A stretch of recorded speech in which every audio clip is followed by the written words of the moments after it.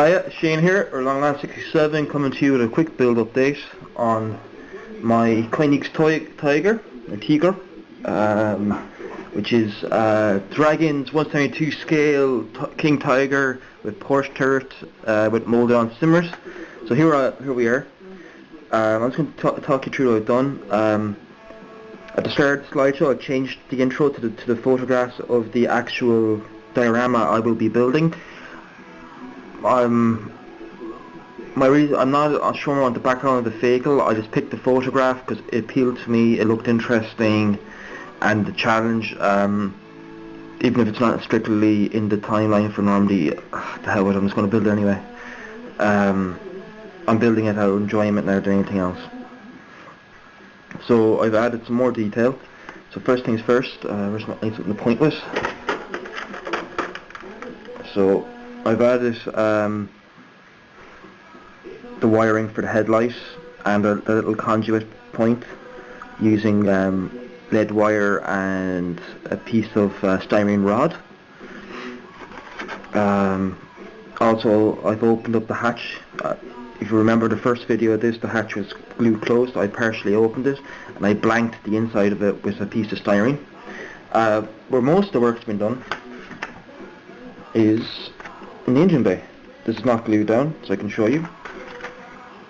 Now I don't know how accurate that is. I went online looking for pictures of King Tiger's interiors, and this is kind of the best I could get of it. So what I did was the interior was sprayed my own version of primer red using colours I had, which was two Flaho colours. One of them was Surface Primer Wax Brown RAL 8021, which is the German red brown, mixed with a little bit of model colour 70946 dark red to get this kind of rusty red oxide, which is pretty close. This is going to be gloss coated, and then some washes and different shades of wash are going to be applied to different areas. Unfortunately, you're not going to see anything but here. These two little brackets are going to put the top of the Maybach. It's not a full engine, it's kind of a forced perspective style engine. I don't mind that. Some people will go, I prefer to put the full engine block in there, but that would have driven the price of this kit up significantly. The fact that they had the foresight to add this in the first place is a good thing, and I'm not going to fault it. I also sprayed the same colour to the underside. I haven't glued this on. I'm debating should I glue it down or not, and leave it loose so I can display it with this, remove this panel. There's a few things that don't match up with the photo of the tank I'm modelling and the model itself, because when I was building this I didn't start off intending to model that vehicle in the photograph. So these screens are not on the photograph, but they're on this because it doesn't supply you with etch for the two engine grills underneath that. Now I could have taken out the other kit that Andy sent me, but I have a plan for them. I don't want to take the etch out of that. And these are solid, but I'm going to do some dry brushing and shading to make them look transparent or see-through. Other things is the positioning of where the grill or the mud guards are missing. They're different in the photographs. I think the ones here are missing and not these ones. But again, it's a representation rather than a reconstruction. Anything else I added?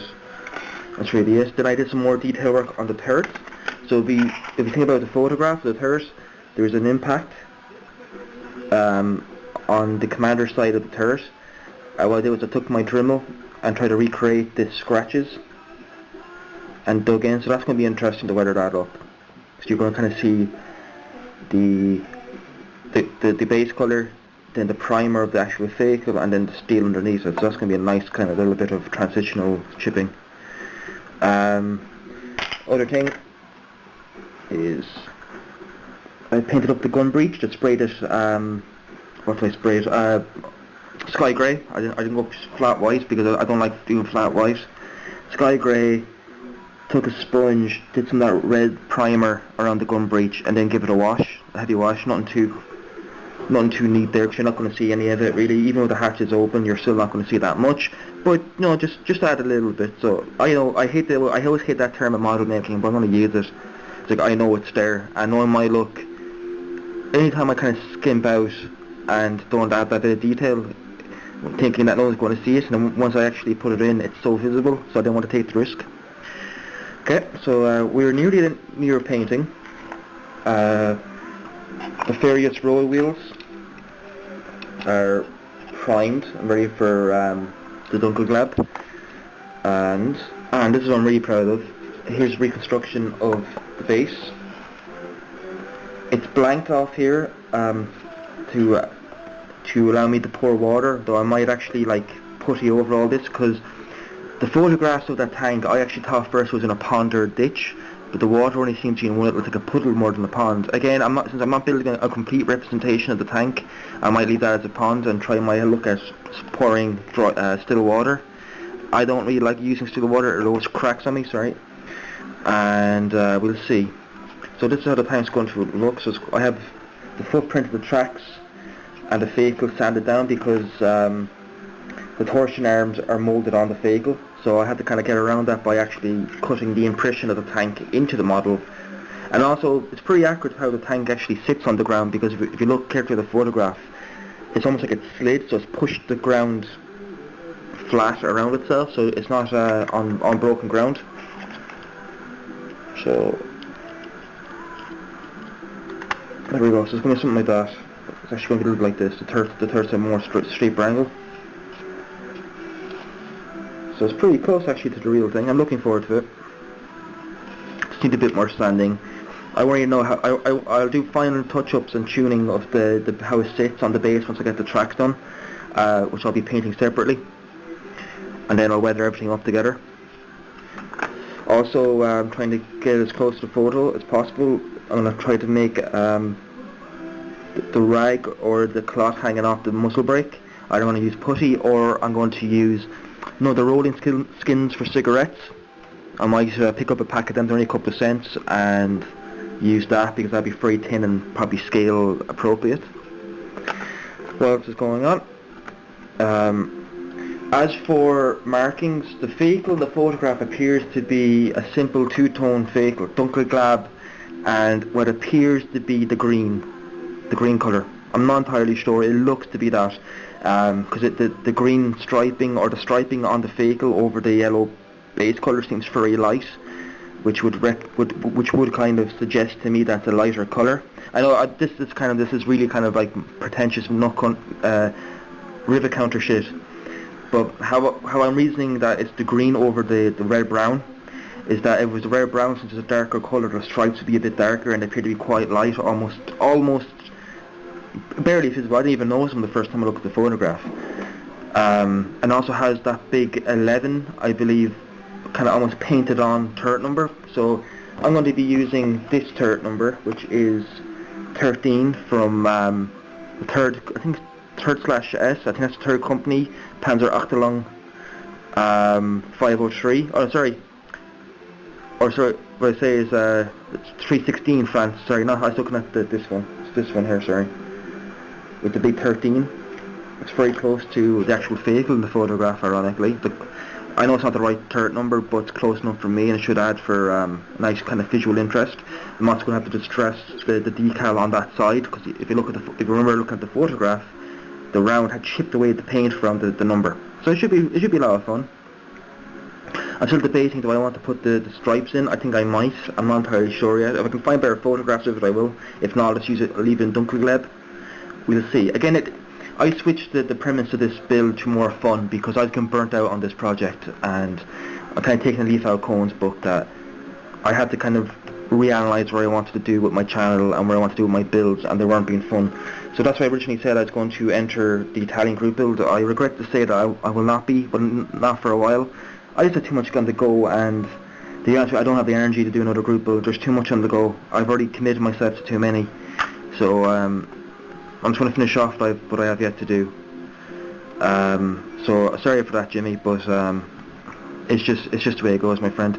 You just happen to pick a very busy time in model making schedules. It's just the way it goes, man. No, nothing personal. So that's where I'm at. So what I'm going to do now is I'm going to start doing some work on the turret. I'm going to glue the turret halves together and start adding the lift joists, or the lifting horns. I'm just going to put everything out of the way. I just kind of want to do a bit of close-up so everybody could see the work I was doing. So So yeah, that's really it. Like, I don't know, group builds, it's one of those things is that, like, they're wonderful to get us all together, but when there's so many of them on the go, you just run out of energy, you know? And, like, I already have put myself down for at least 5. So, like, and I always wanted to, like, I kind of stop building what I want to build, if you get me? Like, stuff in my stash. And I think a lot of model makers are having this kind of dilemma. They're like, do we do group builds and buy kits especially, or build we have in our stashes? And it's just something, I don't know. Like I know, I don't want to be too harsh on group builds, because I don't want to upset anyone, or more so, like, make anyone feel I'm having a go at them, because I'm not. Do you know what I mean? Because people who host group builds are just trying to get a general participation thing to bring the community together, and that's a very noble thing. There's just so many going, like, you know. So I'm just going to add now the listing horns, which is part B9. So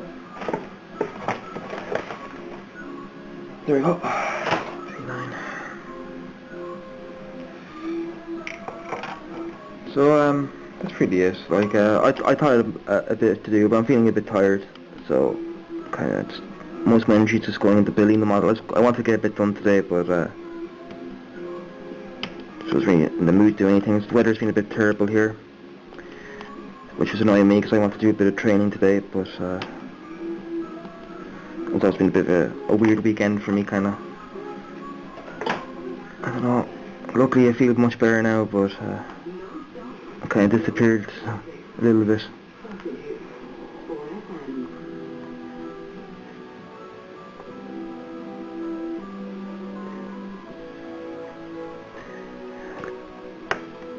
I would recommend Birdie's scale to anyone, like Sim 2 scale for anyone.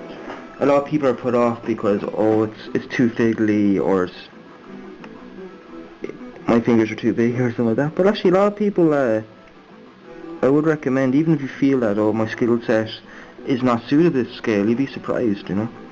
So bear in mind, we all started off in 72 scale, so this should be not too much of a culture shock for us, you know. And it's also, they're cheap. Even the etch is cheap in 72 scale. And they build quick. Like this model, I was talking to a few people about the 1/35th scale version of this.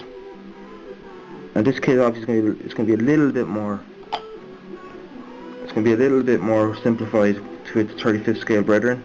A little bit, as in it's just going to have a lesser part count because some of the assemblies would be just too small in 35 scale. Or in 72 scale, should I say. So, like, if you want stuff that is just as well detailed for the most part, you know, there's still things they do that I wish they wouldn't, like, they mold some of the tools on, which I built one or two of their 72 scale kits, and I know that there's no real need for them to do that. They're capable of molding them separately. Things like that I wish they wouldn't do. But if you want something that builds up quick, these are great kind of weekend edition style kits. You know what I mean? You could get this built and painted in a weekend easily. So anyone who has like time constraints, this is a good scale for you. And also it builds a lot of model discipline, in my opinion. Okay, I go back and cut off them. So I would recommend this, you know. I also seen what, and I really want to get my hands on it. I was kind of teasing Cone, or Carlos, should I say, saying to him that cause he likes the King Tiger. I think the King Tiger is his favourite World War II tank.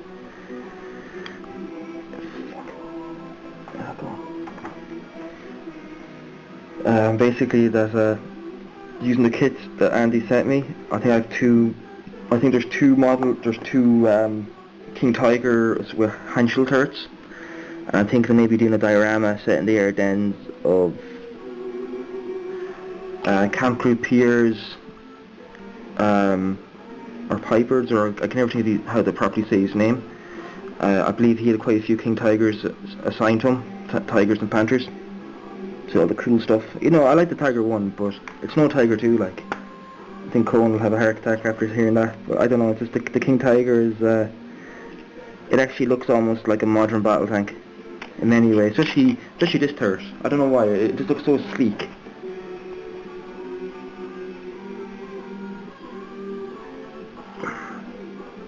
So I'm going to be doing like a diorama in the future, well, if I'm still in the country.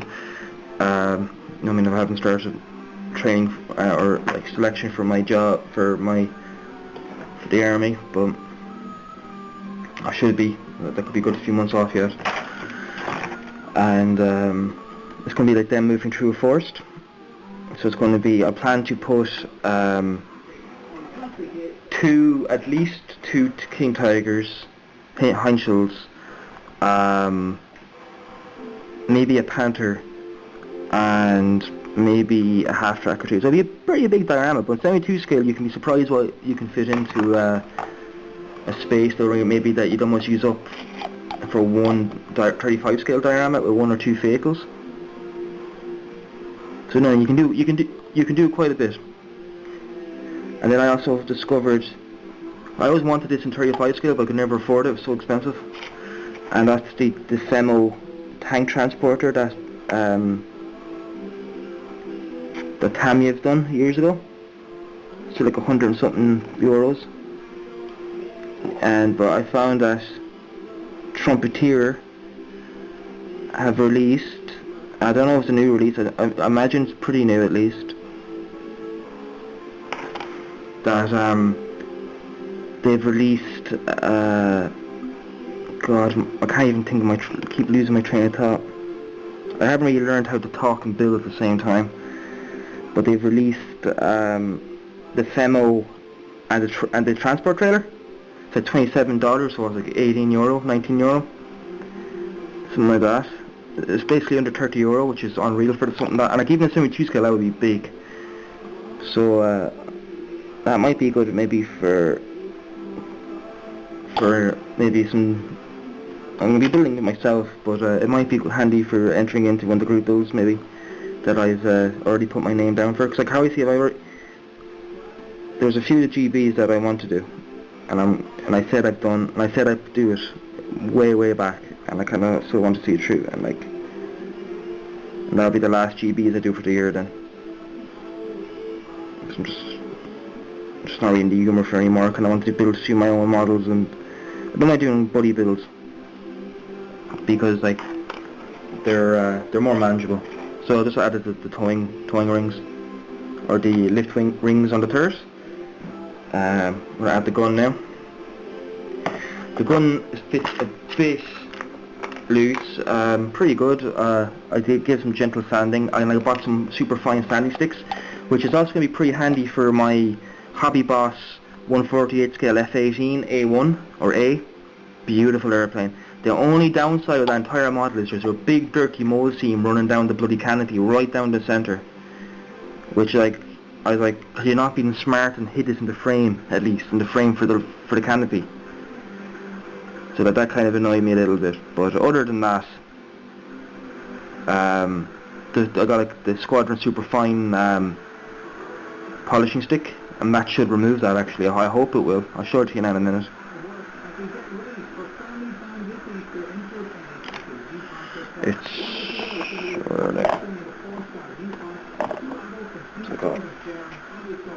So it's the super finishing stick, and then I got the fine sanding stick. So between the two of them I should be able to remove the bulk. I'll ask them the aircraft modelers first before I do anything, so I don't want to ruin it.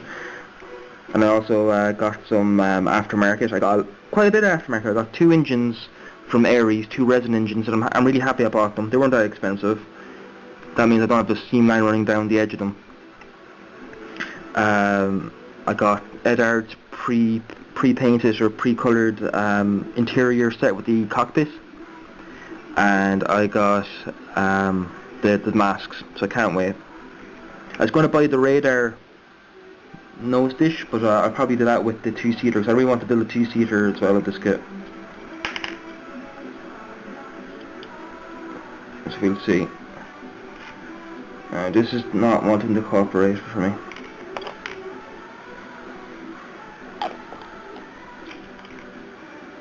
So yeah, I'm pretty long with this now. I should be finished the next week or two with this.